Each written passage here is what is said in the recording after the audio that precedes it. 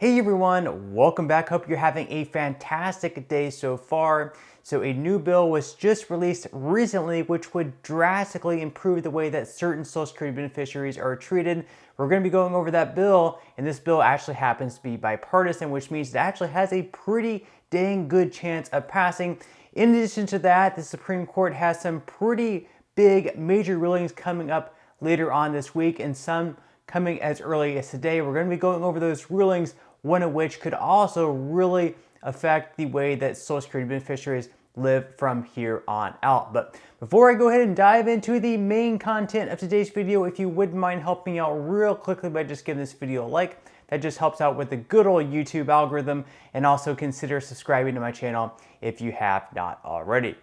Okay, so before the Supreme Court goes on their summer recess, of course they have some major rulings coming up later on this week, and we have some coming as early as this morning. So before I release this video today, since this is going to be a little bit pre-recorded, since I am recording in this morning, the rulings are going to be coming out later on this morning before I release the video this afternoon. There's going to be some major rulings from the Supreme Court, one of which is going to be dealt with the student loan forgiveness. Now, earlier on this year, of course, President Biden did go ahead and issue an executive order to forgive up to $20,000 of student loans, $10,000 for some people, but if you took out a Pell Grant, you would actually have received $20,000 of student loan forgiveness. Now, we had a lot of people challenging this ruling, and that's why it's now ended up in the Supreme Court. So if the Supreme Court agrees with the challenges on one out of the two suits, it will be struck down where there is no student loan forgiveness. Now, you're probably wondering, how exactly does this go hand in hand with Social Security? Well, actually, a lot of beneficiaries of Social Security now and into the future have student loans. So a lot of people are still making payments on these student loans even while they're receiving Social Security. So while they could use their Social Security check to pay for groceries, rent, prescription drugs, everything else, instead they're forced to use some of it towards whatever their student loan payments might be. And unfortunately, if they default on their student loans, some of their Social Security wages can actually be garnished, which obviously is quite unfortunate as well. So according to The Hill, Supreme Court set for a furious round of decisions in final days of June. So starting up, we had the student debt relief. President Biden's plan to forgive student debt for more than 40 million borrowers will soon be green-lighted or blocked, depending on how the justices rule. Biden's plan would forgive up to $10,000 for borrowers who meet income requirements and up to $20,000 for Pell Grant recipients. But the debt relief remains on hold until the Supreme Court resolves two lawsuits challenging the plan. If either succeeds, the debt relief will be blocked.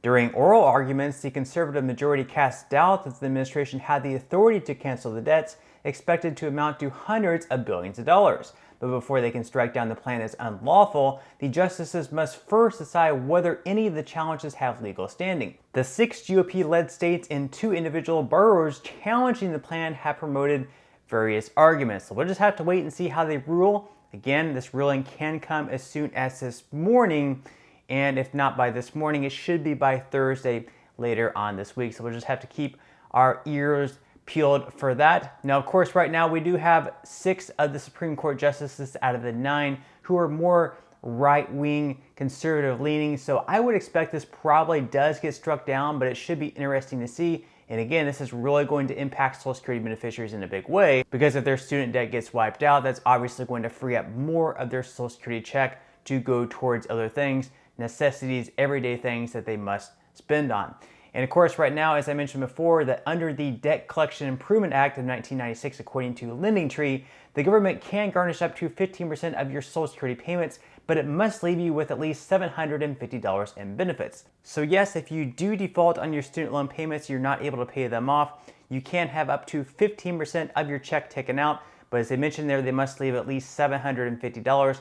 $750 really isn't going to go too far. Now, some other cases that they are going to be ruling on later on this week have to do with affirmative action, same-sex wedding websites, and independent state legislature theory. So we'll definitely have to keep our eyes and ears open for that. Now, in some other news, of course, we did have a recent bill that happened to be bipartisan, dealing with Social Security benefits and really just improving the program in a really great way. Now, this was introduced by Bill Cassidy. He's a Republican. He's also working on another bill to save the solvency of the Social Security program. We've talked about it on this channel.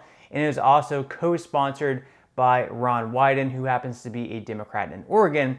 And then, of course, we have the leader of the Social Security 2100 Act in John Larson. He's leading the bill in the House. So they hope to get this cleared through the House, the Senate, and onto Biden's desk later on this year. And this would really help out a lot of people. So according to the United States Senate Committee on Finance, Wyden and Cassidy introduced legislation to allow Americans with disabilities to work without worry. So this bill is called the Work Without Worry Act. So we're going to be going over the background on why this bill was created, the current problem, and what they believe is the best fix to this whole issue. So starting out with the background here, they say that if an adult has a severe medical condition that began before age 22, they may be eligible for a Social Security benefit called the Disabled Adult Child, or DAC benefit, sometimes called the Childhood Disability Benefit. This benefit is part of the Social Security Family's protections.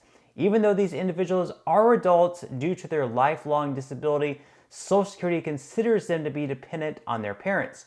They can become eligible at any age after 18, but only once their parent begins receiving Social Security benefits, retirement or disability, or dies. Their benefits are based on their parents' Social Security contributions and earnings in the same way that benefits of a child under age 18 would be.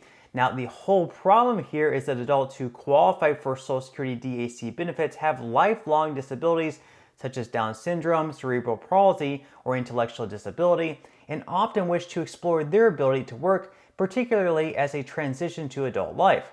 However, under current law, some of these young adults fear that if they try to work, they will lose future DAC benefits, which are modest and often vital. And that's really a huge problem there. I mean, obviously, as you become an adult, you want to work. You don't want to just be at home. You want to, be a productive member of society, and you want to do something that you enjoy. So if you're going to tell people who are transitioning to adult life that they can't work, they're not able to do that, they cannot receive any type of pay, and if they do, they're going to lose their benefits, that's just not fair at all. You're just disincentivizing people to do anything with their life, and that can cause a lot of mental issues like depression and stuff like that. If you're told that you can't work and you have this pressure, well, if I do work, then I'm going to lose my benefits.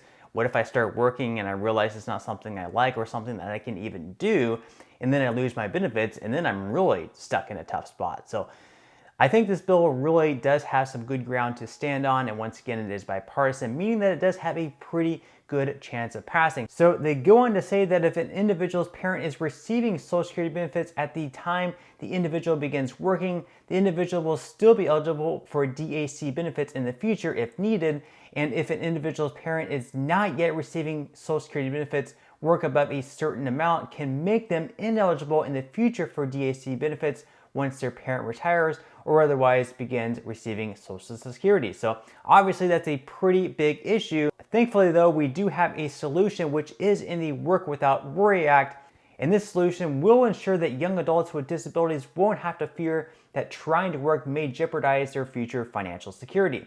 So this bill does promote financial security by ensuring that any past earnings from work, no matter how much, will not prevent an otherwise eligible individual from receiving a Social Security DAC benefit from their parents' work history, and the individual's medical impairments began before age 22. This change is estimated to improve the lives of nearly 6,000 individuals with disabilities over the next 10 years. You also get the peace of mind, so if an individual with a severe medical condition that began before age 22 works enough to become insured for Social Security based on their own earnings, they will receive the larger the benefit from either their parents' work history or the benefit from their own work history.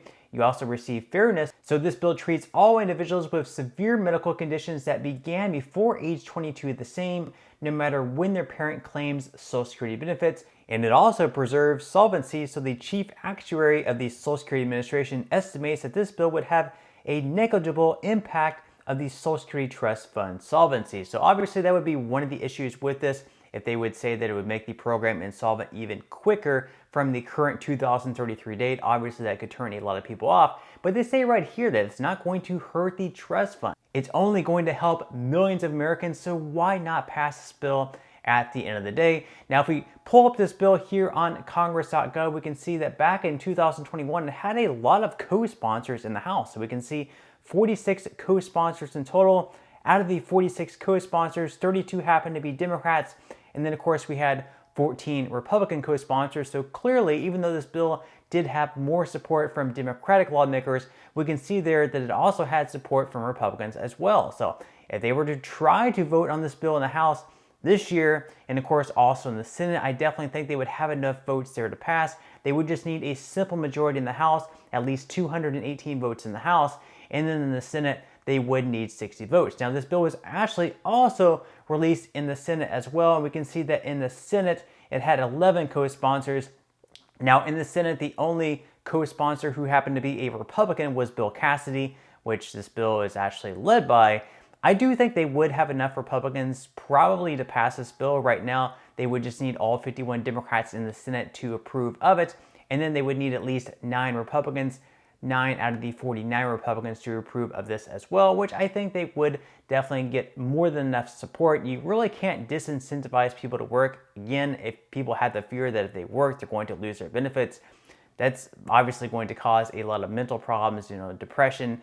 People want to work, they want to try to improve their lives and do something and get out, something that's really going to benefit their lives. So I think this bill would definitely have a lot of positive effects and be a good thing for Social Security. And obviously, if they pass this bill and they can get together on a bipartisan way with this bill in regards to Social Security, hopefully that will improve the chances in the future for other Social Security bills to pass as well and sort of get that ball rolling. But let me know what your thoughts and comments are on this bill below. Would you like for it to pass? Do you love it? Are there other things that you would like to see added to it to improve the bill? But let me know what your thoughts and comments are below as always. But that's all the news that we have for today's video. I certainly hope that you enjoyed. If you did, again, I would greatly appreciate if you could give this video a like. Consider subscribing to my channel if you have not already. And I will see you in the next video.